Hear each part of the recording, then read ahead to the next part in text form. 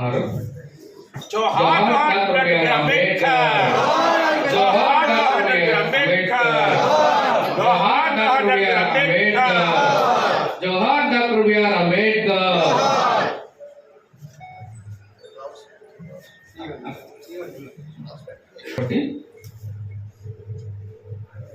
Side से चौन sir side चौन గుంపుగా వెళ్ళొద్దు.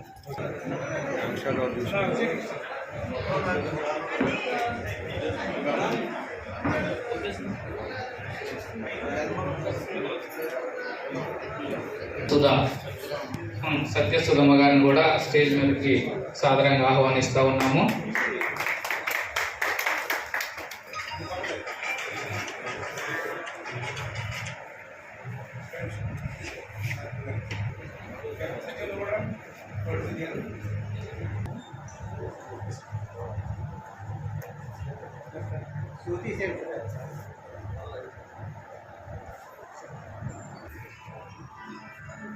ఎవరైనా కానీ okay, thank you very much. ఈ యొక్క కార్యక్రమం యొక్క ముఖ్య ఉద్దేశము దాదాపు 5 లక్షల మంది పైగా గుంటూరు నడుబొడ్డులో ఆ యొక్క సభను ఏర్పాటు చేసి వర్గీకరణ వాదులైనటువంటి యొక్క ప్రభుత్వాలకు ఒక హెచ్చరిక, మీరు వర్గీకరణ చేస్తే మీ యొక్క రాజ్యం యొక్క కోశాలను కదిలిస్తాము అని గట్టి వార్నింగ్ ఇచ్చినటువంటి ఉప్పులేటి దేవిప్రసాద్ గారు ఈ యొక్క రోజు ఒక కార్యవర్గ సమావేశాన్ని ఏర్పరచుకొని ఈ యొక్క కార్యవర్గ సమావేశం ద్వారా రాష్ట్ర నలుమూలలు కూడా ఒక మాస్ యాజిటేషన్ ని వర్గీకరణ వాదుల యొక్క గుండెల్లో రైలు పరిగించేటట్లుగా వర్గీకరణ చేస్తే మన యొక్క రాజకీయ సన్యాసమే మనకు జరుగుతుంది అనేటటువంటి ఒక ఉద్దేశాన్ని వాళ్ళలో కల్పించాలని ఈ కార్యవర్గాన్ని ఈరోజు ఏర్పాటు చేసుకోవడానికి ఒక లిమిటెడ్ మెంబర్స్ మాత్రమే ఇక మీటింగ్ కి పిలవడం జరిగింది. ఎన్ని ఇబ్బందులు వచ్చినా పర్వాలేదని చెప్పేసి అన్నాన్ని స్ఫూర్తిగా తీసుకొని నేను అడుగులో ముందు అంబేద్కర్ రాజ్యాల్లోకి అడుగు పెట్టడం జరిగింది. నాకు డాక్టర్ బిఆర్ అంబేద్కర్ గారు మనవడు ఇచ్చాడు ఈ పదవి. అన్నయ్య గురించి చాలా చెప్పాలి కానీ టైం లేదు, నాకు ఇచ్చిన 5 నిమిషాలే. అన్న ప్రసాద్ అన్న, మా యూత్ వాళ్ళు అన్ని జిల్లాలో ఉన్న యూత్ వాళ్ళందరి తరఫున నేను తెలియజేస్తున్నానన్నా, నీ వెనకాల నుండి మిమ్మల్ని సక్సెస్ఫుల్గా చేస్తామని చెప్పేసి నేను తెలియజేలో కొన్ని మండలాల్లో అంబేద్కర్ బొమ్మ లేదు. మీ ఊర్లో కానీ ఎక్కడైనా సరే అంబేద్కర్ బొమ్మ కావాలంటే నాకు ఒక ఫోన్ కాల్ చేయండి, నేను అంబేద్కర్ బొమ్మ ఫ్రీగా మీకు వెహికల్లో పంపిస్తానని చెప్పి మీకు తెలియపరుస్తున్నాను. పక్కనే అంబేద్కర్ లైబ్రరీ కట్టిస్తామని చెప్పి మీకు మనస్ఫూర్తిగా తెలియపరుస్తున్నాను. ఈ మాటలో మన అంబేద్కర్ గారి మనవాడికి చెప్పన్నారు కాబట్టి నేను తెలియపరుస్తున్నాను. అదేవిధంగా ఈ మాటలు నేను ఎంతతో ముగిస్తున్నాను. జై భీమ్. చైర్మన్ గారు మాట్లాడాలి.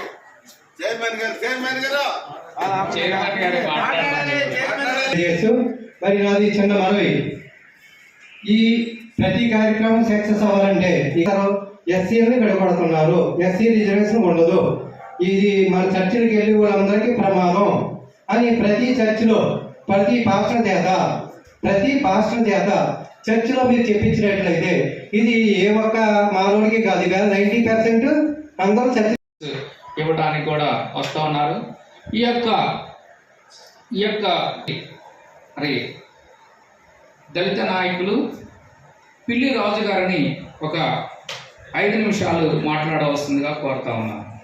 అధ్యక్షుడు ఉన్నటువంటి వైస్ చైర్మన్ గౌరవ రామారావు గారు, జోసఫ్ గారు, మంచిగా నాగమల్లేశ్వరి గారు, సుధా మేడం గారు, మరి తదితర పెద్దలు, వచ్చినటువంటి నా మాల రక్త సంబంధికులందరూ కూడా మనస్ఫూర్తిగా జైలు తెలియపరుచుకుంటూ ఉన్నా. రామారావు గారు ఇందాకనే చిన్న పాట చూడడం, నేను చిన్న పాట వచ్చిన పాడి మరి ఎంతో మరి క్రమశిక్షణతో ఎంతో మరి జాగ్రత్తగా ఈ యొక్క సమావేశంలో పాల్గొని క్రమశిక్షణతో కూడుకున్నటువంటి ఈ యొక్క సమావేశాన్ని మీరు మరి పాల్పంచుకున్నారు అన్నందుకు మీ అందరికీ నా యొక్క ప్రత్యేకమైనటువంటి ధన్యవాదాలు తెలియజేస్తున్నాను. ఒక ప్రమాదంలో ఉంది మన కులం. చాలా ప్రమాదకర పరిస్థితులు మనం క్రియేట్ చేశారు. మనకు ప్రమాదం లేదు, కానీ ప్రమాదకర పరిస్థితులు క్రియేట్ చేస్తున్నారు. ఎప్పటికప్పుడు ఇదే జరుగుతుంది. ఈ కూటమి ప్రభుత్వాలు ఎప్పుడు వచ్చినా కానీ ఇదే చేస్తున్నారు వాళ్ళు. ఎందుకంటే ఇది సనాతన ధర్మం నడుస్తున్నటువంటి ప్రభుత్వాన్ని. కేంద్ర ఈ దేశ గతిని, ఈ దేశ చరిత్రని, ఈ దేశ సామాజిక చరిత్రని సువర్ణాక్షరాలతో మరి లిఖించి రాజ్యాంగంలో పొందుపరిచి we the people of India having solemnly resolved to constitute India into sovereign socialist secular democratic republic. Liberty of thought, expression, belief, faith and worship. Equality of status and opportunity. Fraternity, assuring the dignity of individual and unity, integrity of the nation. Our constitution name and Bhagavad Gita. Our constitution name and Quran. కాబట్టి ఆ constitution రాసిన వాడేవాడు ఒక అంటచ్చు. నువ్వు విసిరి పారేసి అణగదొక్కబడి అణిచివేతకు గురై అవమానాలకి గురి చేసినటువంటి ఒక ఒక ఒక అంటరాని వాడు కావాల్సి వచ్చాడు మీకు రాజ్యాంగం రాయగలరు. మీకెవరు లేరా? మీకెవరు లేరు. అలాంటి గొప్ప రాజ్యాంగాన్ని రాసించినటువంటి చరిత్ర కలిగింది మన కులం. కాబట్టి మన కులం ఎవరికి తక్కువ కాదు అని చెప్పి నిరూపించినటువంటి మహానుభావుడు డాక్టర్ బిఆర్ అంబేద్కర్ గారు. చాలా ఎక్కువ. ఎందుకంటే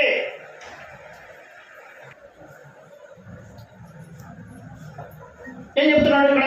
ఇప్పుడు మనకి సనాతన ధర్మం ఏం చెప్తుందంటే మనుషులు విడిపోయారు. కులాన్ని బట్టి హోదా ఇచ్చారు. కులాన్ని బట్టి హోదా ఇవ్వటం వల్ల హోదాలు తగ్గించబడి హోదాలు లేకుండా పోయి అసలు హోదా అంటేనే తెలియకుండా పోయి గొప్ప కులాలు, తక్కువ కులాలు ఇలా విభజించబడి ఒక ముందుగానే ఉంటారు. మీరు గమనించుకోవాల్సిన విషయం ఏంటంటే వెనక్కి లాగితే వెళ్ళిపోయే శక్తి కాదు మహిళా శక్తి. వెనక్కి ఎంత ఇదిగా లాగాలి అనుకుంటే అంత డబుల్గా బౌన్స్ బ్యాక్ అయ్యే మహిళల్ని మీరు గౌరవించుకోలేకపోతే అది ఇంకా మీ నిబద్ధతకే వదిలేస్తున్నాను. ఎందుకంటే దేవి ప్రసాద్ లాంటి గారు వాళ్ళు చాలా తక్కువ మంది ఉంటారు మహిళల్ని ఎంకరేజ్ చేసే వాళ్ళల్లో. ఆయన చదువుకున్నటువంటి విజ్ఞత, ఆయన ఆలోచన విధానం, ఆయన ఆలోచన దృక్పథం.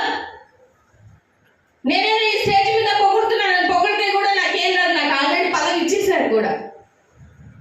కానీ ఇలాంటి వ్యక్తి చుట్టూ మనం 100 మంది ఉన్నా సరే, మొత్తం రాష్ట్రంలో ఉన్నటువంటి 5 కోట్ల మంది జనాభాలో, మనం ఉన్నటువంటి 80 లక్షల జనాభాలో ఒక ఉత్తేజం తీసుకొని వచ్చి జాతిని మెరుగుపరుచుకోవాలనే ఆలోచన దృక్పథం ఉన్నటువంటి వ్యక్తి దేవి ప్రసాద్ గారు. భారత మాల సంఘాల జేఏసీ ఆధ్వర్యంలో కార్యనిర్వాహక సమావేశం నిర్వహించాం. ఈ యొక్క సమావేశం యొక్క ముఖ్య ఉద్దేశం ఈ యొక్క అఖిల భారత మాల సంఘాల జేఏసీ మరి కార్యవర్గాన్ని ఎన్నుకోవటం, వాళ్ళకి నియామక పత్రాలు అందజేయటం. ఎందుకంటే దీన్ని బలోపేతం చేయాలనే ఉద్దేశంతో మండల లెవెల్ వరకు తీసుకెళ్ళాలి. రాష్ట్ర కమిటీలు, జిల్లా కమిటీలు, మండల కమిటీలు, అలాగే అర్బన్ కమిటీలు వేయాలనేటువంటి ఉద్దేశంతో ఇక్కడంతా కూడా కూడుతున్నాం. ఇప్పుడు ఆల్మోస్ట్ తయారైపోయినాయి నియామకాలు. ఇస్తాం వాళ్ళకి ఇప్పుడు పత్రాలు. కానీ అదొక ఎజెండాలో మొట్టమొదటి భాగం. ఎందుకంటే ఆర్గనైజేషన్ స్ట్రక్చర్ అనేది మాకు అవసరం. సో ఈ ఆర్గనైజేషన్ కనుక ప్రతి ఒక్క మండలంలో మాకుంటే మేము ఏ కార్యక్రమం చేసినా విజయవంతంగా ముందుకు తీసుకెళ్ళడానికి మరి వీలుగా ఉంటుందనేటువంటి ఉద్దేశంతో ఈ కార్యక్రమాన్ని మేము చేపట్టాం. కాబట్టి దీనికి అందరూ కూడా హాజరయ్యారు. రాష్ట్రం నలుమూలల నుంచి, అనేక జిల్లాల నుంచి మరి అనేక మంది నాయకులు ఈ సమావేశంలో పాల్గొని ప్రసంగించారు. వాళ్ళందరికీ మా యొక్క ప్రత్యేకమైన ధన్యవాదాలు తెలియజేస్తున్నాం. ఎంతో వ్యయ ప్రయాసలకు వచ్చి ఆదివారం అయినప్పటికీ కూడా ఈ సమావేశంలో పాల్గొని వాళ్ళ యొక్క అమూల్యమైనటువంటి సందేశాలని మనకి ఇచ్చారు.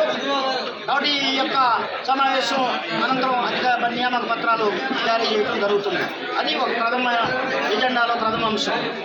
రెండోది ఏంటంటే వర్గీకరణ, మరి క్రీమీ లేయర్ అనేటటువంటిది సుప్రీంకోర్టు జడ్జిమెంట్ ఆగస్టు 1 వచ్చినటువంటి జడ్జిమెంట్లో భాగంగా ఆంధ్రప్రదేశ్ ప్రభుత్వం మన తెలంగాణ ప్రభుత్వం కూడా వర్గీకరణ చేయాలనే ఉద్దేశంతో అడుగులు ముందుకేస్తున్న విషయం మీకు అందరికీ తెలిసిందే. దీని మీద కమిషన్లు వేశారు. మరి అలాగే డేటా కలెక్షన్ చేస్తున్నారు అని చెప్పి అంటున్నారు. కానీ ఇవన్నింటిలో కూడా లోపాలు ఎక్కువగా ఉన్నాయి. కాబట్టి ఇవి చెల్లదు, వర్గీకరణ చెల్లదు, ఇది రాజ్యాంగబద్ధం కాదు అని చెప్పి మేము చెప్తున్నాం.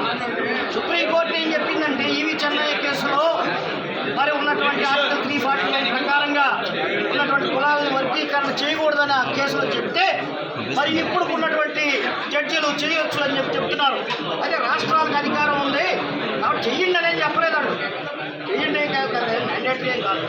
కాకపోతే చేసుకునే అధికారం రాష్ట్రాలకి ఉంది అని చెప్పి చెప్పడం జరిగింది. కానీ అది కూడా తప్పే. ఎందుకంటే సుప్రీంకోర్టు జడ్జిమెంట్ ఈవి చెన్నై గారి కేసులో అన్ని అంశాలని చాలా మరి కూలంకషంగా చర్చించినట్టు తీర్పు ఇచ్చారు. అది మాకు ఆమోదయోగ్యం. కానీ ఈ తీర్పులో సరిగ్గా జరగలేదు. ఇది మాకు ఆమోదయోగ్యం కాదు. దీని మీద మళ్ళీ ఫర్దర్ అప్పీల్కి వెళ్తాం. కాబట్టి ఇది ఫైనల్ జడ్జిమెంట్ ఏమి కాదు. ఫుల్ బెంచ్కి రిఫర్ చేయాలి. మరి రేపు చట్టం చేస్తే దానికి ఛాలెంజ్ చేస్తాం. చేయకముందే ఇప్పుడు ఛాలెంజ్ చేశాం. ఆర్ఆర్ కమిషన్ నియామకమే చెల్లదని చెప్పి హైకోర్టులో రిట్ వేశాం. అలాగే సోషల్ ఆడిట్కి ఇచ్చినటువంటి డేటా ఏదైతే అప్లోడ్ చేశారో ఆ అప్లోడ్ చేసినటువంటి డేటాలో తప్పులు తడక అని చెప్పి మేమంతా కూడా ఆల్రెడీ కేసు వేయడం జరిగింది. ఈ కేసు విచారణకు వస్తుంది. ఇంకొక వారంలో వస్తుంది. ఆల్రెడీ 2-3 సార్లు అడ్జర్న్మెంట్ అయింది. మళ్ళీ విచారణకు వస్తుంది. ఈ డేటా ఎలా తీశారు, మీరు ఏమన్నా డోర్ టు డోర్ సర్వే చేశారా, ఈ కులం ఏంటని అడిగారా, ఈ కుల ధృవీకరణ పత్రాలను చూశారా, ఏమీ లేకుండా వీడు క్రిస్టియన్, వాడు హిందూ, వాడు మాలగాడు, వీడు మాదిగా, లేదా అట్లా మాలల మాదిగలుగా, కమ్మ వాళ్ళ మాదిగలుగా, బీసీలను మాదిగలుగా, మాదిగ జనాభా పెంచి మాదిగలకి ఎక్కువ పర్సెంటేజ్ రిజర్వేషన్ ఇవ్వాలనే దురుద్దేశంతో రాష్ట్ర ప్రభుత్వం అన్ని తప్పులు చేస్తుంది. కాబట్టి మేము చూస్తూ ఊరుకోలేము. కాబట్టి దీని మీద కేసులు వేసాం. ఈ యొక్క సర్వే చెల్లదు. ఈ డేటా ప్రకారంగా రిజర్వేషన్ చేయటం, వర్గీకరణ చేయటం కుదరదు. అసలు వర్గీకరణే కుదరదు. ఎందుకంటే వర్గీకరణ మేము వ్యతిరేకిస్తున్నాం. అంబేద్కర్ గారు పెట్టినటువంటి ఆర్టికల్ 341 షెడ్యూల్లో ఉన్నటువంటి ఉమ్మడి వాటా మాత్రమే మాకు ఆమోదయోగ్యం. విభజన కుదరదు. నిలువున ఏబిసిడీలుగా విభజించడానికి రాజ్యాంగం ఒప్పుకోదు. సపోజ్ నాకు 15% రిజర్వేషన్ ఉంది రాజ్యాంగం ప్రకారంగా, మీరు దాన్ని 5%, 6% తగ్గిస్తే నా రాజ్యాంగ హక్కును మీరు తగ్గించలేదా? నేను కోరుకోవట్లేదు రాజ్యాంగ హక్కుని.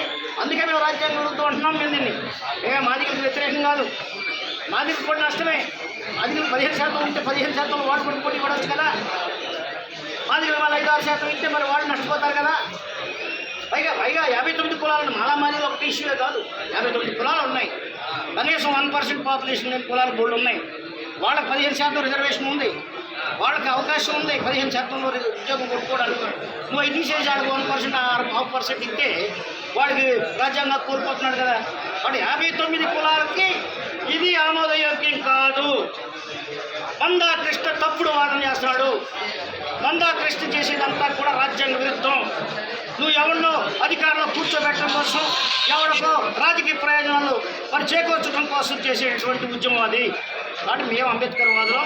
అంబేద్కర్ గారు పెట్టిన రాజ్యాంగం యథాతథంగా అమలు చేయాలని మేము డిమాండ్ చేస్తున్నాం.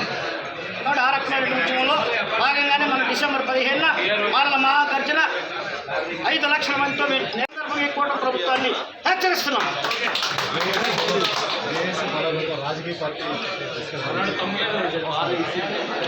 ఇప్పటివరకు కూడా మా దళితులందరూ కూడా వేరే పార్టీలకి మద్దతు ఇచ్చి వాళ్ళని రాజులు చేసి వాళ్ళకు మరి అన్ని అధికారాలు అప్పచెప్పి వాళ్ళు లక్షల కోట్లు సంపాదించుకునేట్టు చేసి ఆ సంపాదించిన డబ్బుతో మళ్ళీ మా ఓట్లే కొని మమ్మల్ని బానిసలుగా చేసి, మమ్మల్ని చేతగాని వాళ్ళగా చేసి, మా ఎమ్మెల్యేలకు వాయిస్ లేకుండా చేసి, మా ఎంపీలకు వాయిస్ లేకుండా చేసి మీరు చేస్తున్నటువంటి అక్రమాలన్నీ కూడా తుది దశకు చేరుకున్నాయి. చంద్రబాబు నాయుడు గారు, అలాగే జగన్మోహన్ రెడ్డి గారు మాలలో అభివృద్ధి వైపు వారు చైతన్యమై పడుగులేస్తున్నారు. మాలలో అవసరమైతే రాజకీయ పార్టీని కూడా పెట్టుకునే దిశ వైపు అడుగులు వేస్తున్నారు అని చెప్పి ఈ సందర్భంగా మీకు తెలియజేస్తూ, మేము ఎవరికి తక్కువ కాదు, మీకంటే ఎక్కువే, అన్ని విషయాల్లో ఎక్కువే. మేము పిహెచ్డీలు చేశాం, మేము లా డిగ్రీలు చేశాం, మేము సైంటిస్టులు చేశాం, మేము ఇంజనీర్లం, మేము డాక్టర్లం, మేము ఎంతో మరి అభివృద్ధి చెందినటువంటి కులం మాది. కాబట్టి విజ్ఞానవంతులం. మా చేతుల్లో అధికారం ఉంటే జనానికి విజ్ఞానాన్ని అందిస్తాం, అభివృద్ధిని అందిస్తాం, నీతివంతమైన పాలన అందిస్తాం, నీతివంతమైనటువంటి పరిపాలన చేస్తాం. కాబట్టి మీరు చెప్పే మాయ మాటలు వినే దశలో మా వాళ్ళు లేరు. ఎరడ్డుల్ని కమ్మల్ని ముఖ్యమంత్రులు చేసి మేము మిమ్మల్ని భిక్షగాడిలాగా అడుక్కోవాలా? మీ ముందు నిలబడాలా? అయ్యా బాబు అనుకోవాలా? మా ఓట్లతో మీరు గెలిచి మీరు మమ్మల్ని అడగదొక్కటం ఏంటి? మేము ఏది అడిగితే అది చేయాలి. మేము ఏది అడిగితే మీరు అది చేయాలి. ఎందుకంటే మా ఓట్లతో మీరు అయ్యారు. కాబట్టి మీరు కనుక మేము అడిగిన డిమాండ్లు మీరు అంగీకరించకపోతే మీకు తగిన శాస్తి చేస్తాం, మీకు తిరుగుబాటు చేస్తామని చెప్పి తప్పకుండా ఎమ్మెల్యేల ఎంపీలకి ఒకటే నేను చెప్పేది, మీరు ముసుగు విప్పండి, ముసుగు తీసేయండి. మీ మీద మాకే వ్యతిరేకత లేదు. ఎందుకంటే మీరు ఒక మనవాద సిద్ధాంతంలో ఉన్న పార్టీల అధికారంలో ఉన్నారు మీరు. కాబట్టి మీరు మా సోదరులు, మేము మిమ్మల్ని అగౌరవపడతాం. కానీ మీరు అక్కడ బానిసత్వాన్ని వేయండి. మీరు తిరగండి, ఎదురు తిరగండి, మీ పార్టీ నాయకత్వాన్ని ఎదురు తిరగండి. జాతికి ద్రోహం చేస్తున్నటువంటి చర్యల మీద మీరు తిరుగుబాటు చేయండి. జాతి ముఖ్యం, ఈ పదవి కాదు ముఖ్యం. జాతికి జరిగే అన్యాయాల మీద మీరు పోరాటం చేయాలి, మాతో సహకరించాలి, మాతో కలిసి పోరాటం చేయాలని చెప్పి ఈ సందర్భంగా పిలుపునిస్తున్నాను.